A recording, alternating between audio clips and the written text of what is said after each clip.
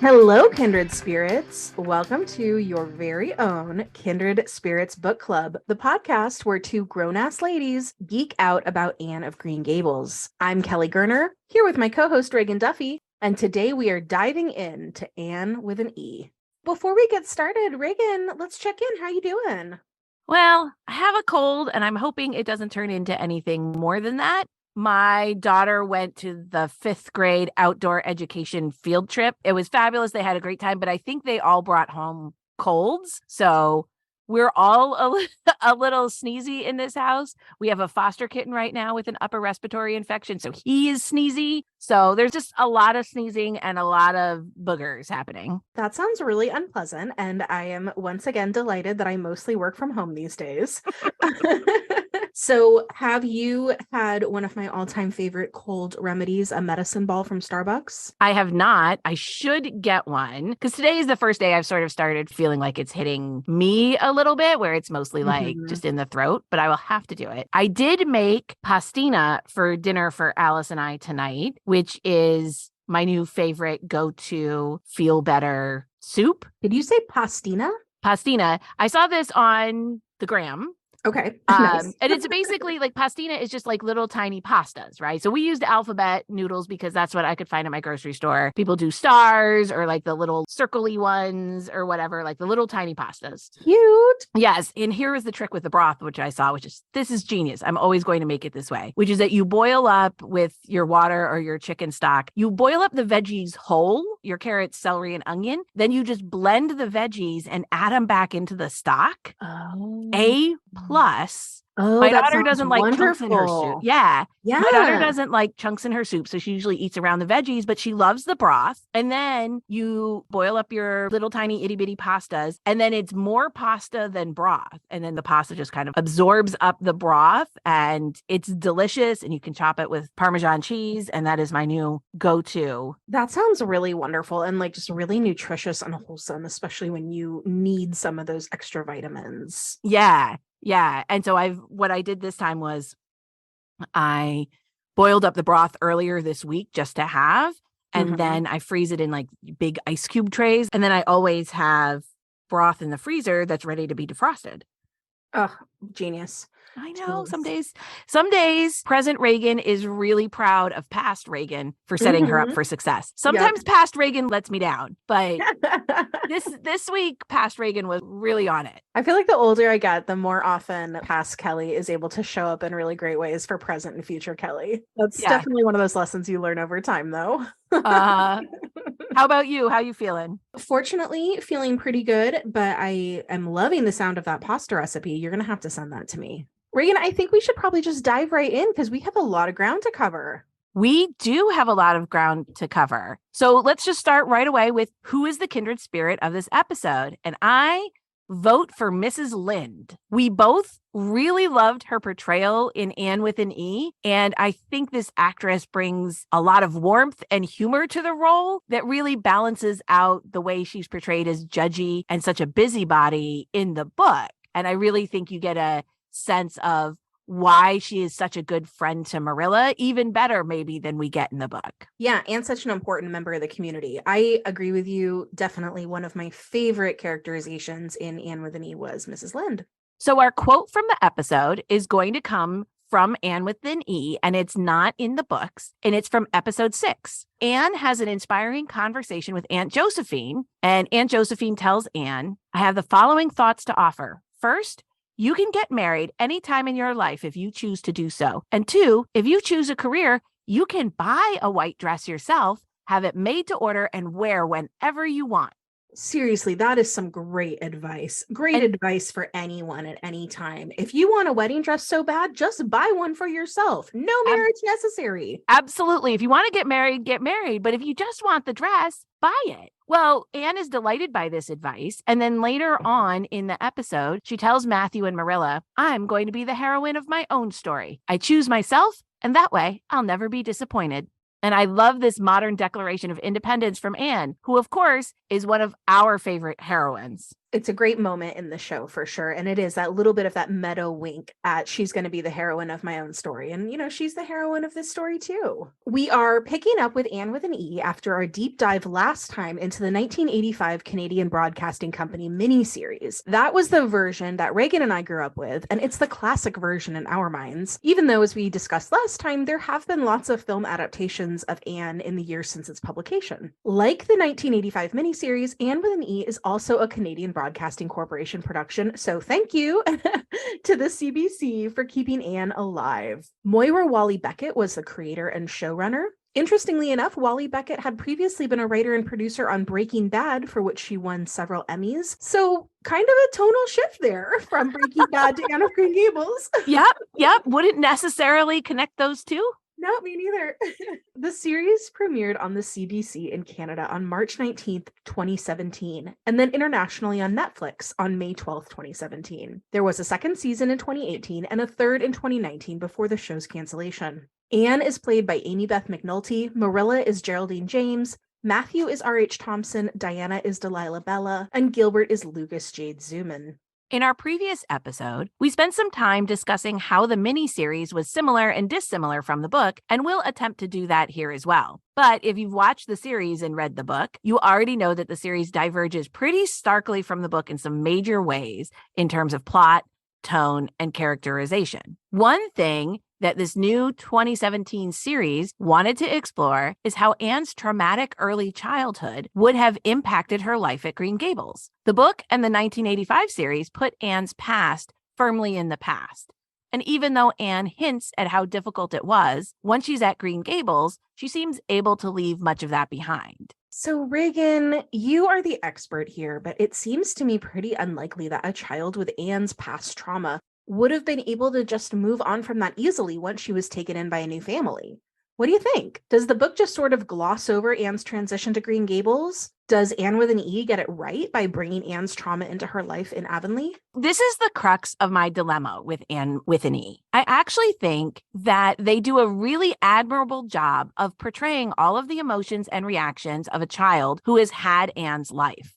She's socially awkward because the coping skill that got her through the worst of her childhood, her imagination, makes her seem strange to others. She's not good at reading the room with peers because she has so little experience. The flashbacks, the very visceral way that Amy Beth McNulty shows Anne's desperation and anxiety, it very, very much tracks with what kids who have experienced abuse, neglect, and multiple foster placements might really be like. Anne's fight, flight, or freeze trauma reactions are pitch perfect. And the fact that she lies multiple times to not get in trouble is surely one way she tried to avoid abuse in the past. She doesn't trust Marilla and Matthew not to replace her if she's not useful enough or is too troublesome. And I love that she tells Matthew so, that it's exhausting wondering if they're going to throw her back for any infraction. However, I don't know if the tone of Anne with an E really conveys the spirit of the books or the spirit of Anne as she's written. Do I think it's probably more realistic in some ways? Sure. Is realism why I read Anne? No.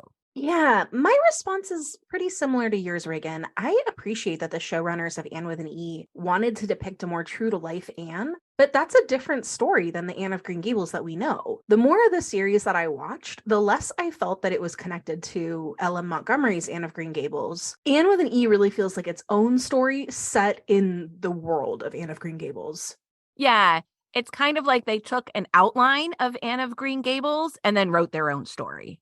Mm-hmm. Okay, we have 7 episodes to cover, so we will jump right in. Episode 1 is titled Your Will Shall Decide Your Destiny. All the first season titles are quotes from Charlotte Bronte's Jane Eyre, which is a really interesting detail. Jane Eyre, of course, is also a famous literary orphan who is beloved for her intelligence and imagination. I think it makes sense that Anne might have read Jane Eyre and thought of her as a kindred spirit. The first episode covers the book from the beginning through about the amethyst brooch incident. The major plot points from the book are all there, but we do see more of Anne's history, and there are some other important variations that we're going to get into. Probably the biggest difference, as we discussed, is that Anne with an E is really interested in exploring Anne's mental and emotional state. The show gives us some heartbreaking scenes of Anne's past. For example, Mr. Hammond literally dies of a heart attack while beating Anne. Talk about dialing the trauma up to 11. And in response, Anne exhibits symptoms that we might now associate with PTSD, like reliving that trauma in flashbacks, disassociating, and angry outbursts. And in a similar vein, Anne's characteristic lively chatter feels more like frantic, nervous energy than just general gregariousness.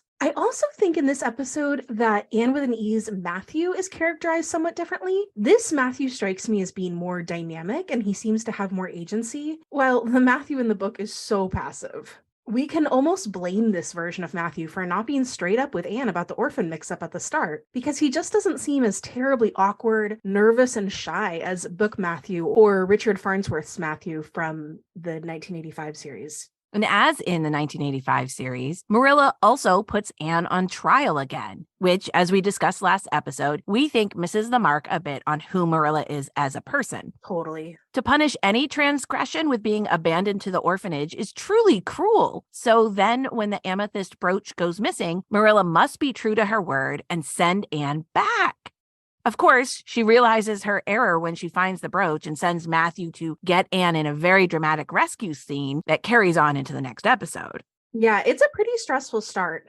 It really is. I have to say, as an initial impression, I love the look of this series. Although it is very beautiful, there's kind of like a spareness and simplicity to the costumes and setting that make it feel a little less like that lush fantasy of the 1985 series and a little more grounded and down to earth.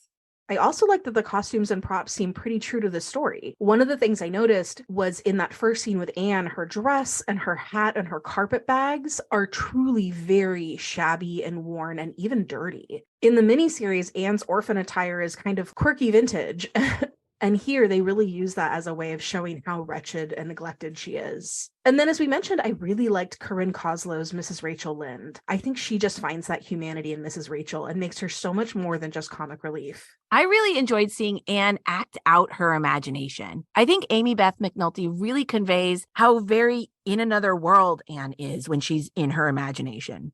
But I do not love Marilla here. She's so much harsher in regards to the brooch and sending her away over it. No. Well, you and I have discussed in previous episodes, Marilla sets up these high stakes for herself, and then she's going to have to carry through with the threat. Book Marilla knew not to set up a punishment she couldn't carry out.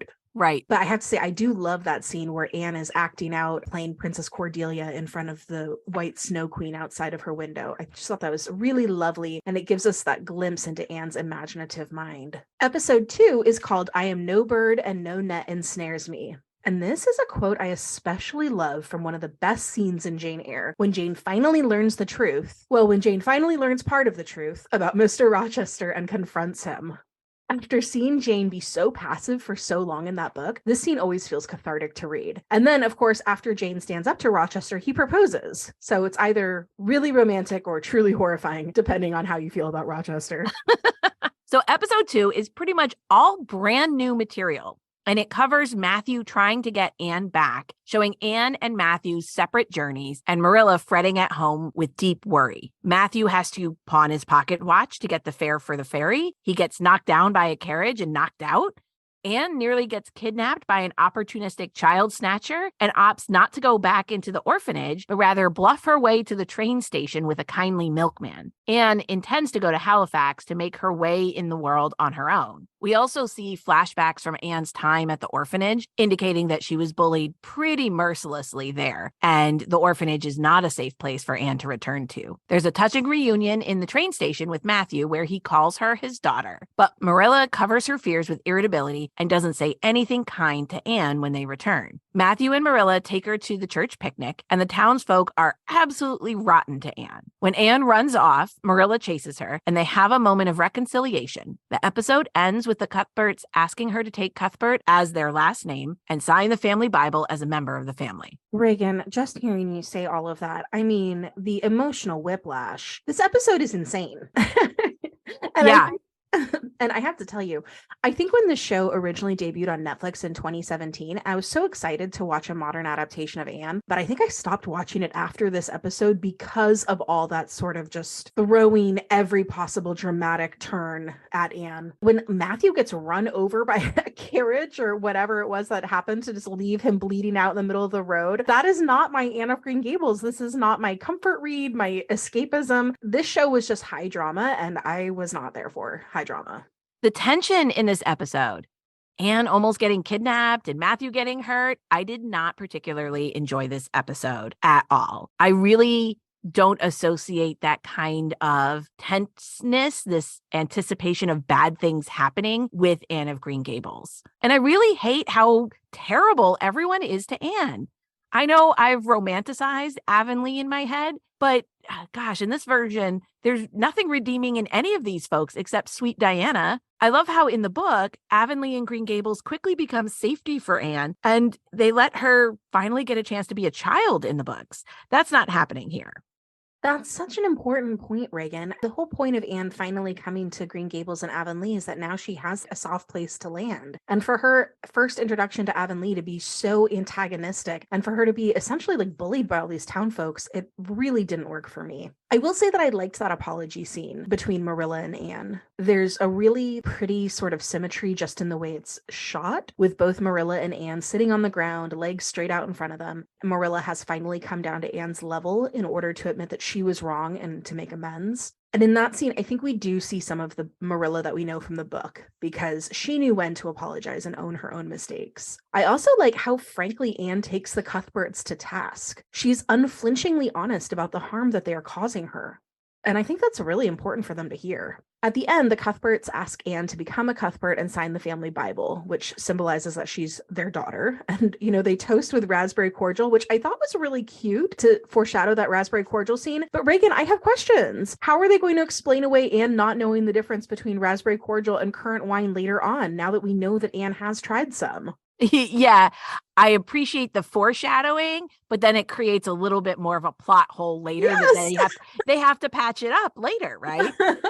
And I do know that the way that the Avonlea folks treat Anne at the picnic is rooted in reality. We've talked before about how orphans and anyone of uncertain parentage would have been treated like they were second-class citizens in the 19th century. And there was a deeply held belief that you cannot know or trust someone unless you know their family. We get some of those references with Mrs. Lynde talking about how Mrs. Allen is good people because her family is good people and she knows their family. Mrs. Hammond says to Anne in the first episode, only kin is kin. But it's not true to the book to have the Avonlea town at large be immediately so suspicious of and cruel to Anne. It changes that narrative arc.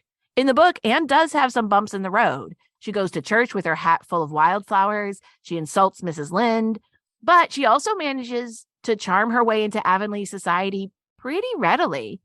And it's an important part of the book to show that Anne finds a safe space in Green Gables and Avonlea. The way that Anne with an E introduces Anne to the town raises the stakes precipitously, setting Anne up for a lot more heartbreak and hurt going forward. Well, one thing I did enjoy about this episode, though, and found very relatable, is that Marilla spent most of this episode stress cleaning and stress baking. And then that, in turn, inspired me to make blueberry scones for myself while I watched the series. Delightful.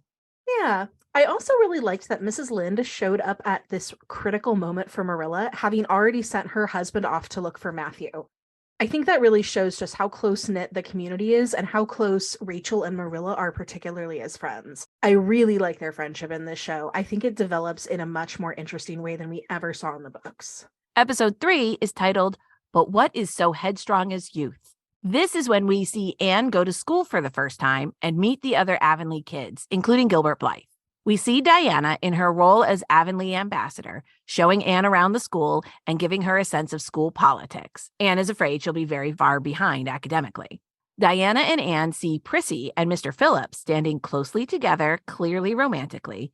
And Anne tells the girls, as they gossip about it, basically all about sex, referring to a man's, quote, pet mouse in his pocket. And she refers to her experience witnessing the Hammonds' very angry, possibly abusive sexual relationship. Rough. Yeah, the girls are very scandalized, but now clearly the rumor is out that Prissy is having sex with Mr. Phillips. That may not actually be true, but of course, how damaging to Prissy. Yeah, and Anne truly doesn't know the difference, right? I mean, she's seeing two people who seem like they have a physical intimacy, and her only connection to that is what she saw at the Hammonds. I will say though, this pet mouse thing is another one of those things that feels like, while it could be very true, very realistic, it also feels really inconsistent with the tone of Anne of Green Gables as we know it. I can absolutely appreciate what the showrunners are doing here. They're showing how Anne hasn't been educated about intimacy and hasn't been educated about what's appropriate to talk about in public, but it's just not consistent with the Anne we know from the books. Yeah, Anne in the books is impulsive and a chatterbox, but she's not socially clueless most of the time. Right. Mm-hmm. Then Marilla is invited to the Progressive Mothers meeting, where they are talking about feminism and educating girls. Then those rumors from Anne's impromptu sex ed talk begin, and Mrs. Andrews freezes Marilla out of the group. On her way to school, Anne is menaced by Billy Andrews because she besmirched the reputation of his sister, and also because Billy is like a dangerous jerk. Yeah, he was already referring to her as a dog and barking at her from this picnic, from the very first moment he saw her. Yeah, this just gave him a reason to go after her. Gilbert interrupts the confrontation and saves Anne. When Anne does make it to school, the girls warn her off speaking to Gilbert because Ruby has liked him for 3 years. Anne tries to ignore Gilbert's overtures of friendship so that way the girls will like her. And ultimately, it's that which results in the slate smashing incident. And truly, I do not understand Gilbert's escalation here on this day. He wants to talk to Anne, but we haven't seen anything but gallantry from him thus far. He tries to pass her a note, then he offers her an apple, and then out of nowhere yanks her hair. It was so weird, right? It really was. It seemed uncharacteristic of the boy that we had seen in the show that far. Yes. Anne runs out of the schoolroom and home to hug Marilla, which sweet. And Marilla stands up for Anne with Mrs. Andrews. Those Avonlea folks are mean and extremely judgmental about an orphan. So, Reagan, what did you think of Gilbert's introduction? I don't think it really worked for me. I didn't like that he essentially rescues Anne from Billy Andrews because that immediately disrupts the power balance between Anne and Gilbert. And then, of course, Anne's anger that results in the slate smashing was less about her red hair and more about her desperation to be accepted by the other little girls in the school. In our episode about Gilbert, and again in our episode about Anne's pride, we talked a lot about that slate smashing moment and about how to Anne, red hair equals unlovable, which is why she reacted as violently as she did to Gilbert when he called her carrots in the book. So that thematic arc in Anne with an E sort of follows the book in that Anne's outburst has more to do with needing to belong, needing to be loved than it does with Gilbert per se. But the Anne with an E version does ratchet up the drama and tension in the scene to the point where all the humor of that moment is lost. Where are the crickets let loose in the aisles of the schoolroom, I ask you? Yeah, the schoolhouse is not out of control, which was a defining feature of Mr. Phillips' ineptness as a teacher. And I hate Billy. He's not just a bully. He's extremely menacing and threatening in a way that made me afraid for Anne in the woods. It changes the character of Anne's refusal to go to school. In the book, she's embarrassed, and it's very much about her pride. It's a little silly that she doesn't go to school. But honestly, this school is pretty menacing. Billy's threatening her and being extremely verbally abusive, which, again, could be very real to life regarding how horribly kids can treat each other, but not text to the book. The girls are freezing her out. Diana likes her, but can't be friends with her openly. And the only kid who has genuinely been friendly to her at school is Gilbert. She's not allowed to talk to him or interact with him because Ruby has dibs. It is far safer for Anne to stay home. But I have another question about this. She's so angry at Gilbert, but her interactions with Gilbert are really nothing compared to the harassment from Billy. So narratively, there's something missing here. I agree, Reagan. There is a narrative thread that's been lost here. And I don't know if it's that they're trying to do too many things to raise the dramatic stakes in the schoolhouse or what, but it doesn't make sense that Anne displaces all of her anger to Gilbert when she's being harassed basically from all corners. Yeah, I did like the addition of that progressive mothers group, though. And I like that this series has Marilla engage with the concept of motherhood more directly than you ever see it in the book or in the 1985 movie. We discussed at great length in our Marilla episode how becoming a mother later in life and learning to trust her own instincts for raising children is a big part of Marilla's growth. So putting all of that front and center felt thematically appropriate. What didn't work for me at all about the progressive mothers group is that the other mothers introduced Marilla to the idea that women should go to college and have opportunities outside the home. That totally misunderstands Marilla's character, and honestly, it infuriated me. Marilla Cuthbert is an unmarried woman at a time when that in and of itself was unorthodox. She understands full well what a life outside the norm of marriage and children looks like, and how important it is for women to have a means to support themselves outside of a traditional marriage. Marilla in the book encourages Anne's education at every turn and delights in the fact that Anne is so intelligent and so capable. So the idea that someone else would have had to plant the idea of women's education in Marilla's mind is frankly silly. Oh, and of course, I hated how the progressive mothers then turn on Marilla and Anne, and I did love that Marilla took Mrs. Andrews to task about her professed progressive values. Moving on to episode 4, which is called An Inward Treasure is Born. This is the bonkers episode where Anne finally wins over some acceptance from the Avonlea townsfolk and schoolchildren by literally risking her life in a fire at Ruby's house. So here's what's happening. Anne isn't going to school, and even though Rachel counsels waiting a bit and letting Anne take the lead about returning to school, Marilla gets angry when Anne daydreams and burns a pie and forces her back to school. Anne then pretends to go to school and instead takes some old school books to the woods where she teaches some pine cones about Canadian geography. Reagan, my husband and I laughed so hard at that scene. That was one of my favorite ones so far, just because the show had been so deadly serious up to that point. We really needed something to balance out the tone. I mean, let's not forget, Anne of Green Gables is a funny book. Yeah. So, of course, Anne gets caught when Diana and Ruby bring her school things to Green Gables and reveal to Marilla that she hasn't been in class. Diana really misses Anne, but Ruby honestly seems fine with Anne not being at school. Marilla is understandably upset that Anne has been lying to her about attending school, and she calls the minister. The minister scolds Anne for lying, but then says she doesn't have to go to school because she can stay home and concentrate on learning how to be a good wife. This response seems to surprise Marilla, who then starts taking stock, I guess, of her own life. That advice from the minister was actually another funny moment for me, and one that read pretty true to the era as well. Do you think that Marilla regrets her life choices? I think there's maybe like some wistfulness there, especially for her relationship with Gilbert's dad, but I don't really think she regrets her choices. She's too godly a woman to question the life that Providence has seen fit to give her, I think. I don't think Book Marilla has spent a lot of time with regrets.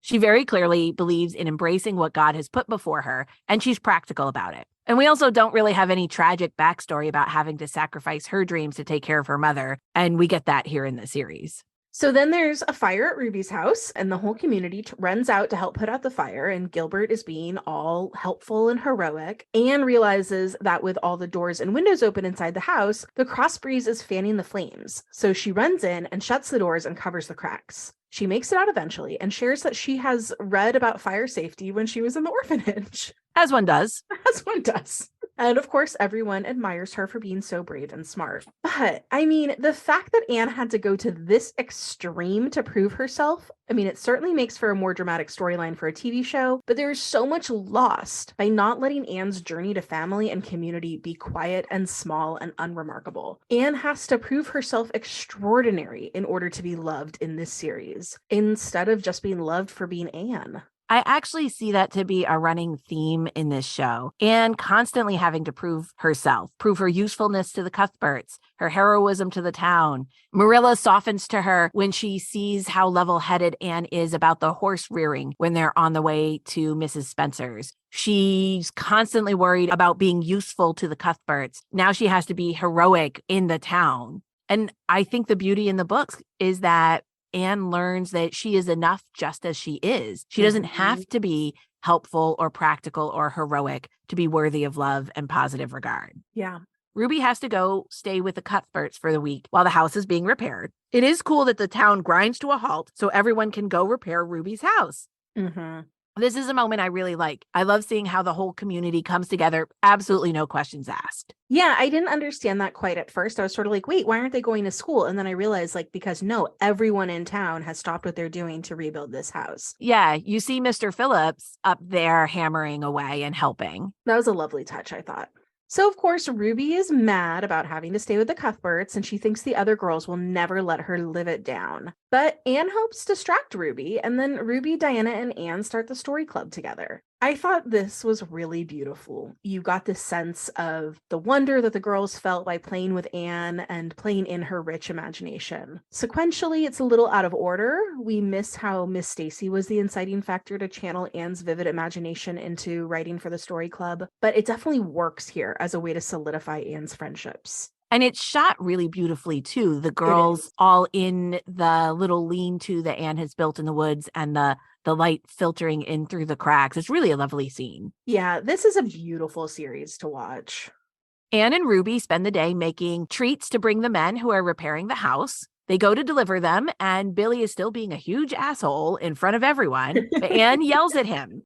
She stands up and yells at him. Gilbert helps Ruby up when Ruby falls, and then he tries to talk to Anne, who just ignores him. They are really pushing this love triangle of Gilbert, Right? Ruby, and Anne. Yeah. After a midnight talk with Marilla, Marilla encourages Anne to make up her own mind about school and use her brain. Anne decides to return to school, and Diana and Ruby are thrilled to see her. I also like that Jerry, the hired boy, calls Anne out on the fact that she's wasting a good opportunity to go to school that he would be grateful for. You know, I really like Jerry as a character in the series. I think by adding Jerry, they're doing something really interesting for the story. Like, they're actually showing us what the life of the boy who the Cuthberts might have adopted would have been like. And I think he's a useful foil for Anne, because the Anne of Anne with an E is maybe rightfully quite wrapped up in her own trauma. Yeah. And Jerry is a good counterpoint to that of, hey, you're not the only one who has to deal with tough stuff. And the way his attitude towards work and towards his experiences is useful and enlightening, I think, for Anne. Right. I think a lot of the other kids, as a point of comparison for Anne, are better off, have more privilege, more advantages. But Jerry, by virtue of the fact that he comes from a large, poor immigrant family, it's a more challenging life for him. Yeah. I did not like that Anne is quite characterized as a liar thus far. I get why she lied about going to school and why this is a go-to survival tactic. It does feel real for a child with Anne's past experiences generally, but it doesn't feel true to the spirit of Anne in the book, who, for all her mistakes, rarely lies. So episode 5 is called Tightly Knotted to a Similar String, and we both really like this episode. This episode shows us the schoolroom with Anne at the head of the class already in spelling. And then we get one of the best scenes from the book. The show interprets this really well. Drunk Diana! This is also the episode where we get puffed sleeves. And not gonna lie, I teared up when Matthew gives Anne the dress. Oh, me too. The whole scene with Matthew at the dressmaker, and yes, drunk Diana. Yay! This is a good episode. It's mostly a much happier, like lighter episode, and I think that's what you and I were really both missing from a lot of the series thus far. I actually thought, I am a little sorry to admit it, that spelling test proposal in the beginning from Mr. Phillips to Prissy Andrews was pretty romantic.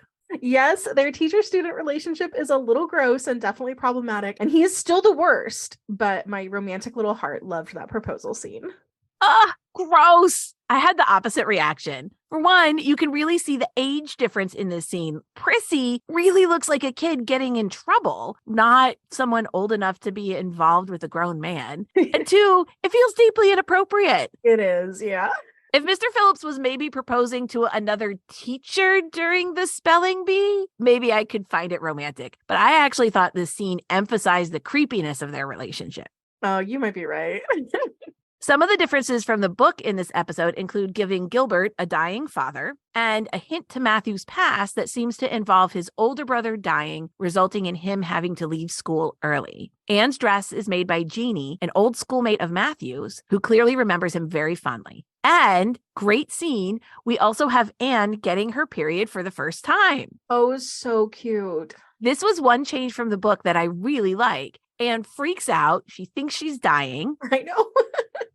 Marilla is reassuring and eminently practical. And then the way the girls compare their experiences and worry over bleeding through their dresses just illustrates how this experience is universal and binds girls together across generations.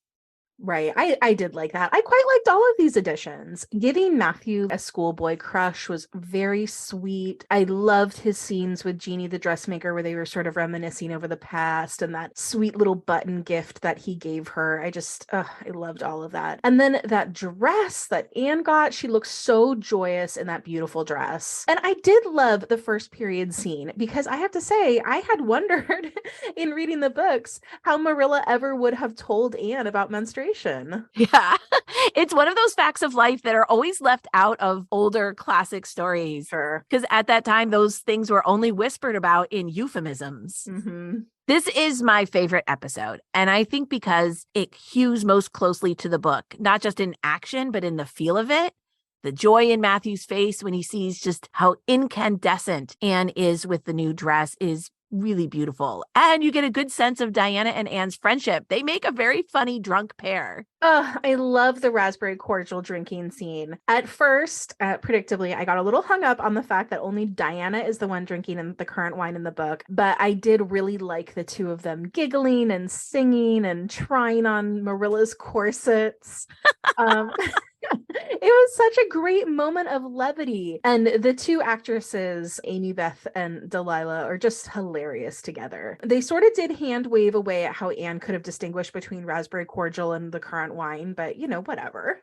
So in episode 6, titled Remorse is the Poison of My Life, Anne saves Minnie May from the croup and meets Diana's Aunt Josephine. Gilbert's father passes away, and Anne tries to connect with Gilbert about both of them being orphans now, and sort of cringingly makes it all about her. We get some new backstory about what happened between Marilla and John Blythe, and we learn that Marilla had to stay home and take care of her mother after her brother died, so she couldn't travel with John, although he invited her to. And even though this is a new addition to the series, I really liked it. But then we end the episode with the news that the ship carrying the Cuthberts' crops has sunk, and that all that year's profit is lost. We see Matthew heading off to the bank with some papers, which does not bode well. I thought the saving of Minnie May was excellent. You really get to see Anne's level-headedness and her experience on display here. Draping Minnie May over the table so she hacks up the phlegm that's choking her is genuinely tense. It's very visceral, and combining it with meeting Aunt Josephine, who is in the way but still trying to be in control, was very effective. And I love the little moment when Marilla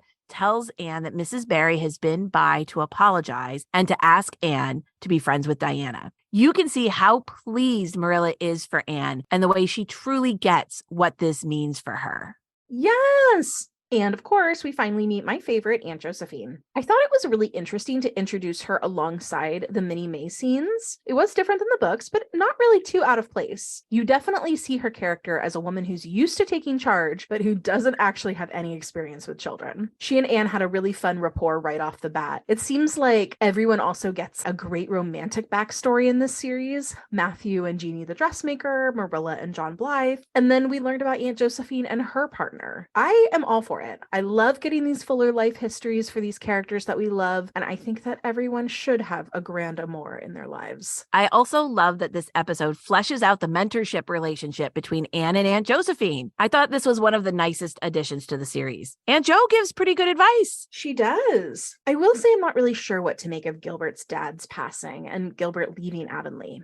This departs so strongly from the books that it's almost like reading Gilbert Blythe fanfic. I don't know how that's going to impact Anne and Gilbert's academic rivalry or their future education together at Queen's. Maybe none of that matters for the story that Anne with an E is trying to tell. I will say, though, that those funeral scenes and the scene at the Blythe family plot between Marilla and Gilbert, those were absolutely beautiful to look at. All that white snow and people dressed in black against the winter sky. I really just think this series is gorgeous to watch. I also didn't love that the series introduced the Cuthberts' financial ruin at this point. In the books, the Cuthberts do end up losing money when their bank fails, but that all happens after Anne finishes at Queen's Academy. I think that timing is really important because the Cuthberts are proud to be able to send Anne to get a secondary education, and they're proud to invest in her future. This show is setting it up so that way they won't have that opportunity, which I think is a huge loss for the Cuthberts' growth arc as Anne's guardians. Okay, everyone, hang on to your hats. We're going into episode 7, the last episode of season 1. It's called Wherever You Are Is My Home. And we are really adding some big stakes before the end of the season. Oh, geez, I know. Not necessarily successfully in our opinions. All right, hold on. Here we go. Because the crops were lost at sea, Matthew has mortgaged Green Gables at a high interest rate and bought a bunch of high yield crops to make all their money back. Marilla finds out he went behind her back on this, and they argue. He has a heart attack in the middle of their argument, but it isn't fatal, thank goodness. Thank goodness. Marilla then goes to the bank to try to renegotiate the loan, telling them that Matthew has had a heart attack.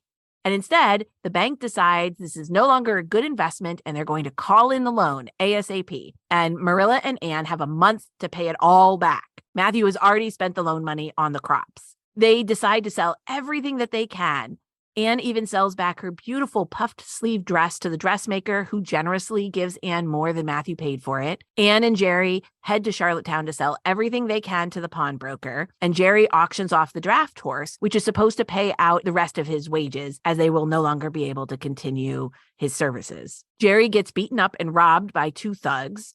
Anne runs into Gilbert, who says he's going away to sea. Back at Green Gables, Matthew is convinced it would have been better for him to die from the heart attack so Marilla and Anne could have his insurance money. And we see him fumble for his locked up pistol, only to be interrupted by Jeannie and Marilla before he can get the bullets in the gun. He asks Marilla to forgive him and promises not to leave her alone. Marilla refuses charity, but everyone wants to help, including Aunt Josephine, who gives the Cuthberts a gift to be able to keep Jerry on. Marilla places an ad for boarders, and Anne cleans houses to raise the rest of the money. They seem like they have nearly enough in the end, with a sweet Christmas that includes their neighbors caroling at their front porch. Then, at the very end, the new boarders arrive, and it turns out to be the 2 thugs who beat up Jerry. Now they're all cleaned up and acting very polite. Obviously, some very nefarious con man scheme is happening. And then we close out season 1. I cannot overstate how much I dislike this plot arc. First of all, Matthew trying to commit suicide? No. Absolutely needless and very out of character. And then we have the panic about losing Green Gables. Then we up the ante with Jerry getting beat up and not being able to pay him without the help from Aunt Josephine. Now we've got nefarious boarders. It's too much. Anne's been at Green Gables, 6 months at this point? It's too much. It's much too much. And I really, really couldn't stand that Matthew considers ending his life in this episode. It's so incredibly out of character for him. Matthew and Marilla are deeply religious, godly people. They barely even complain, because to do so would be to question God's plan. The idea that Matthew would respond to hard times in this way truly misunderstands who the Cuthberts are and their outlook on the world. It didn't feel like Anne of Green Gables at all to me. This whole episode was just really stressful. And now knowing that there's this danger looming for the next season with these nefarious boarders, Reagan, this was not the gentle experience I associate with Anne of Green Gables. Right. Well, so that was sort of our plot recaps. Reagan, what was your overall impression of this series as a whole? Okay, overall impression. I, if you guys couldn't tell already, didn't like how they were constantly trying to raise the stakes. Seriously.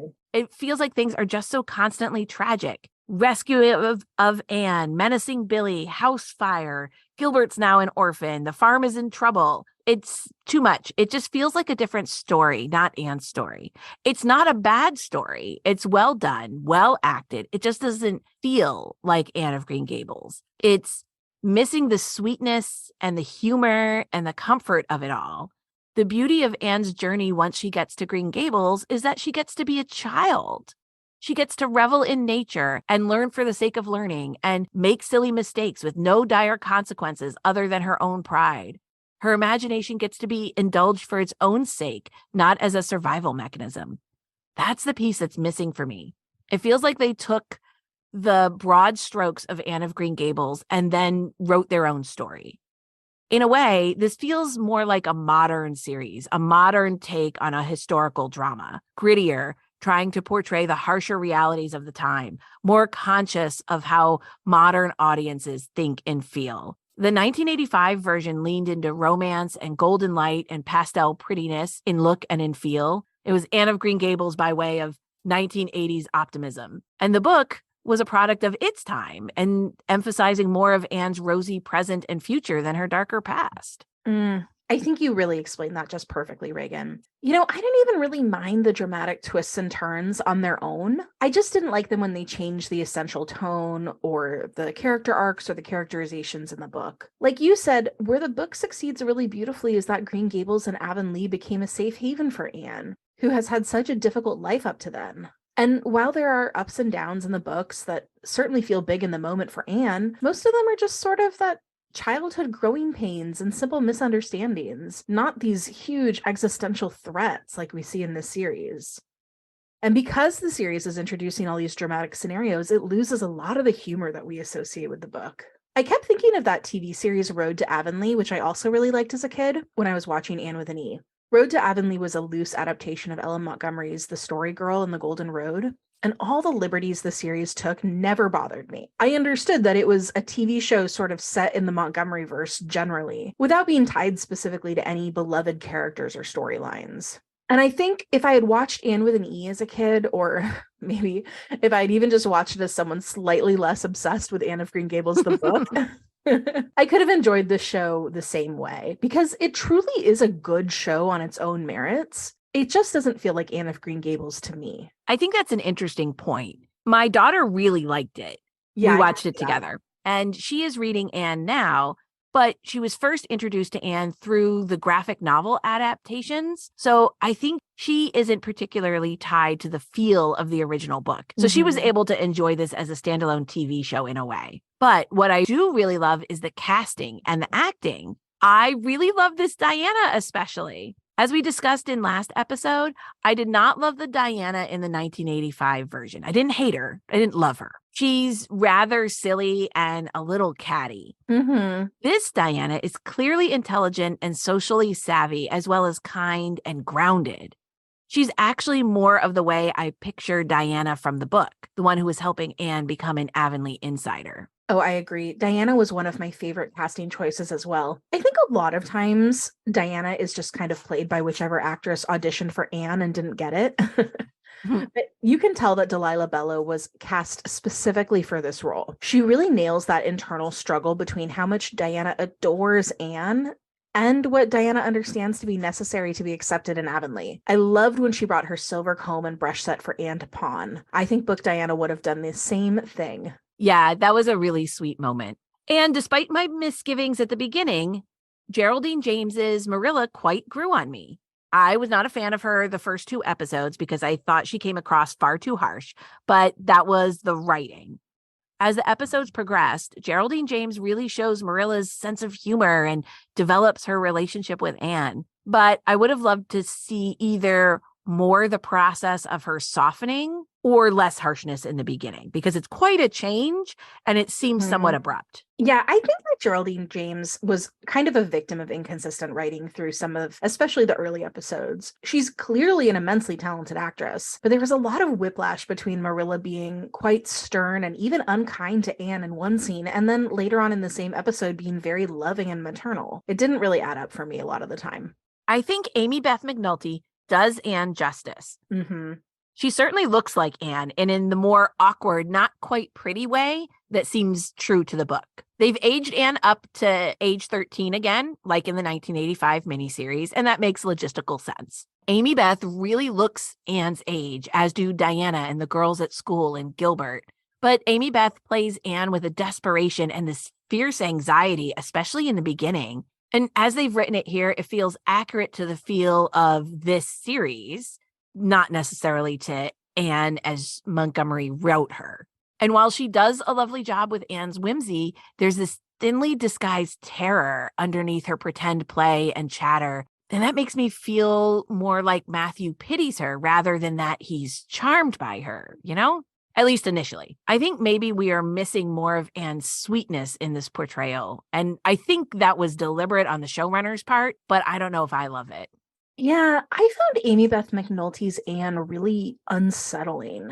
But I agree. I think that was on purpose, especially early on in the series when it's clear that Anne is feeling so displaced and uncertain of her future. It was really hard for me to watch someone whose emotional responses were so big. But for the story they were trying to tell, I think that was the correct choice. I think the audience is supposed to feel a little bit like Matthew and Marilla in those moments, a little uncomfortable or ill at ease, compassionate towards someone in a crisis, but maybe not sure if they're ready to take on someone who clearly needs a lot of help. And so I think you're right. We did lose some of that charm. Matthew and Marilla seem more bewildered by Anne than charmed in those early episodes. The essential relationship between Anne and Gilbert has changed as well. Of course, in the book, she freezes him out for 5 years and it's all tied up in her pride. Mhm. See previous episodes. But in the series, we see a lot less of Anne's pride and a lot more temper and impulsivity. Sure. There is no real reason to hold a grudge with Gilbert in this narrative. Of all people, Gilbert is actually the nicest to her. It's only that the other girls are angry about it that puts Anne in a difficult position. Diana and Ruby sort of act in later episodes like Anne is weird for not wanting to talk to Gilbert when they were the ones who made a big stink about the fact that Anne walked in the schoolhouse door with him by coincidence just 2 episodes before. Right? This doesn't work for me at all. I think they're Mhm. trying to do too many things with Anne and Gilbert's relationship here to give it the feel of the books and make Gilbert Anne's Achilles heel and really hammer home that Anne's friendships and standing with the girls hinge on her ignoring Gilbert. Anne and Gilbert compete academically, but you don't really get that feel for why Anne competes with him. Right. Why it's important to her that she's more academically successful than he is. Right. It doesn't make a lot of narrative sense to me. And I'm Mm. not quite sure how I feel about Gilbert. This Gilbert is very gallant and sober and thoughtful, beautifully acted. Oh, yeah. He is clearly looked up to at school and is quite a leader. He's responsible and observant, even ahead of his time. But we don't get any mischievousness, though, and I miss that. Yeah, I was thinking about Gilbert's character quite a bit after watching this series to try to pinpoint what that change was. Because, to be honest, I liked this Gilbert quite a lot. He seems very mature and thoughtful for his age, but most importantly, he's clearly very selfless and kind, which you and I have already said is Gilbert's most defining characteristic. But I agree with you. This Gilbert is quite somber, and Book Gilbert isn't somber at all. He's Avonlea golden boy. Book Gilbert is beloved by everyone, a bit of a prankster, hardworking and hard playing. Gilbert should carry a spark of joy with him, and this Gilbert doesn't. Even before his father dies, you see he's carrying the weight of the world on his shoulders. And maybe it's just because I haven't seen the rest of the series, so I don't know what's in store. But I can't help but wonder how the Gilbert Anne storyline is going to play out between this sadder but wiser Gilbert and this version of Anne who's also going through so much. Yeah. I think the look of Anne with an E is very thoughtful, if definitely more starkly drawn with this cold winter light infusing it. And I think many of its best moments are Anne alone with her imagination.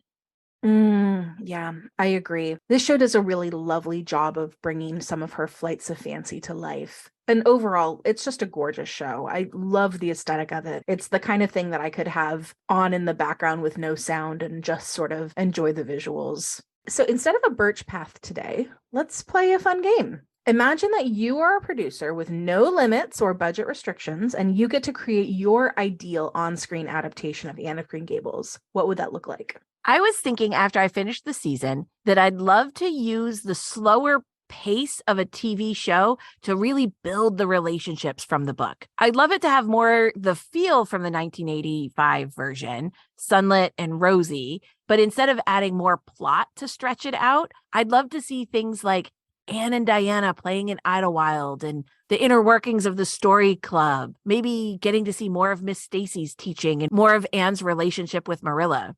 I love that Anne with an E showed us the details of Marilla and Rachel's friendship, so I'd love to explore that more. I like how they added in the scenes about Anne getting her period, so the lengthier time of a TV show could let us explore some moments like that. We don't need any sense of dread, just thinking about and bringing to life what it might be like to live in that time, but also letting it be very fictionally lovely. I know without cliffhangers, a show like this would be too slow to get made. But in my fantasy life, that's the one I want to watch. I would watch that too. That sounds delicious. Every episode can be just like 45 minutes of real life PEI 19th century Yes. girlhood. Wouldn't I'm you wouldn't totally you here for love it. wouldn't you love a scene where you get to eavesdrop on Anne and Diana flitting about the woods and making up stories or Yes. I just cooking want with like longer montages. yes, cooking with Marilla in the kitchen and Mhm. seeing their relationship gradually develop and helping Matthew drive the cows home and what would Anne be saying to Matthew? I don't know. I would love to get to see those relationships unfold more gradually and naturally. And I think in seeing that, you'd see more of Anne's healing journey. Mhm. Anne with an E was so invested in showing how much trauma Anne had experienced in her past, but they weren't invested in her healing at all. I would love a show that made that front and center. How I about you? How about you? What's your pie in the sky version of Anne of Green Gables? Well, I think mine would have to be a musical. There is a musical version of Anne of Green Gables out there somewhere. I'm gonna have to look it up one of these days. Kelly, I think it plays probably constantly in Prince Edward Island. Like, I think if you go to Prince Edward Island, you can see Anne of Green Gables, the musical. So Put it when on we our trip go, list. yeah, Yeah, yeah. we'll add it to the agenda. The reason why I think it would work so well as a musical is I think a lot of the elements in the book that are really hard to capture in a performance medium, like Anne's relationship to the natural world and her vivid imagination, those would all translate so beautifully in song. I can imagine the dramatic effect of Anne singing in rapid verse while Matthew is driving her home on that first day, only to have total silence when she sees the white way of delight for the first time. That would really drive home how awestruck Anne is in that moment. Oh, yeah, I could see that. You know what that Mhm. makes me think about is that in both versions of Anne of Green Gables that we've watched, she is not quiet through the white way of delight. Ugh. I mean, she's clearly awestruck by it and gazes at it, but you don't get this true moment of talking a mile a minute and then just Total pure, silence. yeah, pure silence full of wonder. Anyway, Yeah. I think that's an important moment in the book. So, but anyway, maybe in my fantasy musical we'll get it. absolutely. So, Reagan, for our puff sleeves today, what was your favorite moment from Anne with an E? Honestly, it's Marilla and Rachel canning fruit together in Rachel's kitchen, laughing about menstruation. Yep. Then Rachel's husband comes in, and you could see the genuine affection between the two of I them. And it's know. understated, and it's a lovely character moment. And you could see a tiny bit of wistfulness in the way that Marilla looks at them as Rachel and her husband tease each other. I just think it's such a great friendship moment. I would watch a show that is Mrs. Lynde and Marilla hanging out and doing their domestic chores together and gossiping away. I love it. Okay, I love that idea. Reagan, maybe this is just because we're old. We need a spinoff. I would love a show that's like just in their kitchens as they're like doing domestic tasks. And then like other people like Anne and whoever else are flitting in, telling them crazy things that are happening while Mrs. Lynde and Marilla just sort of like look at each other and roll their eyes or laugh Right. or whatever. And I keep would on watch that show in a heartbeat. Yes. exactly. They keep shelling peas as they watch Anne like fly in high drama. That would be Right, funny. right. Well, I agree. I adored Rachel in this series. Yes, she's still the town busybody, but this actor is bringing so much warmth and humor. I love how when the Cuthberts are struggling financially, Rachel rallies the troops at the Ladies' Aid Society and doesn't brook any dissent. We should all have someone like Mrs. Lynde in our lives. Another thing I really like about this series is the title sequence, actually. Yes, I think that was beautiful. I I thought it thought was it beautiful. was, yeah, I thought it was really beautiful. It's like gorgeous animation. I love the song. And I think that the title sequence actually captures the essence of the book really beautifully. Yeah. I'm not sure it exactly fits with the tone of the series. Right? I know. There's like a It's a mismatch, but I like it. yeah, it's more whimsical. It is more whimsical and very lighthearted, which is what clearly, based on what we've talked about this episode, I was hoping for with this. Okay, so were you inspired by anything in Anne with an E? I know I was very inspired by Marilla's brown leather belt. Oh, it's gorgeous. It's gorgeous, right? It is iconic. If you can't picture it, listeners, it's like this sort of thick, wide brown leather belt, and it's shaped almost like a short corset. And then there's like the second belt over it that gives it this little buckle with this equestrian flair. I'm totally obsessed. And every time Marilla was on screen, I was telling my husband how much I wanted that belt. So I did the legwork here for everyone, and I did find a few belts similar to it online. So if you are looking for a Marilla belt of your own, let me give you some ideas. Banana Republic actually has two belts right now that are pretty close. One is called the Corset Whip Stitch belt, and the other one is called the Leather Corset belt. The Leather Corset belt is almost a dupe for Marilla's belt, but it's more of a chocolate brown. The Corset Whip Stitch belt is a perfect color match, but it has more sort of fussy details than Marilla's belt. Then I also saw a similar belt at Ted Baker, which is called the Elspeth Wide Waist Shape belt. And then Anthropologie also has one, which they just call the Leather Corset belt. Unfortunately, I could not find a good version of this belt in plus sizes, but I have a feeling that a good custom leather worker on Etsy could probably make me the Marilla belt of my dreams. Oh, it would look excellent on you. And I, too, immediately noticed Marilla's belt. It's a great belt. It really is. So thank you. It feels very fashionable to me, right? Considering the rest of her homespun attire. Outfits. Yeah. I don't know. Well, thank you for doing the legwork to find all of those similar belts. And like the 1985 version of Anne, all the gorgeous knitwear and outerwear. Oh, yes. All those sweaters. Yeah. My daughter very much wants one of Diana's beautiful capelets. Oh, yeah, right? Diana had that like beautiful like little blue overcoat that had the little capelet. Darling. I actually hunted up a sewing pattern for a capelet for one that would perfectly fit the bill. So if I ever sew it up, I'll let you guys know. Oh, I want to see. I don't really have any places for her to wear a velveteen cape, but maybe we should plan some. Yeah, I'm sure we can find something. Yeah. For more practical inspired by, I have a sweatshirt from the Etsy shop Splendid Bohemians that says Kindred Spirit on it, and I've been wearing it nonstop since my mom got it for me for Christmas. It's a lovely weight, it's relaxed fit, and the graphic is perfectly understated and pretty. Oh, it's really cute on you. I like that sweatshirt. Well, thank you so much for joining us today, Kindred Spirits. Thank you for listening to our maybe more critical recap of Anne with an E. So look, if you love this series, we would love to hear from you. Tell us why it works for you, or what it brings to life, or what you think it does better than the books. We know this series has a ton of fans, and we would love to know more about why you love it. You can find us on Instagram at kindredspirits.bookclub, or you can tweet all your Anne with an E opinions to us at KSBC Pod. And most of all, please join us next time as we discuss some contemporary graphic novel adaptations of Anne of Green Gables, where we will also be joined by a special guest.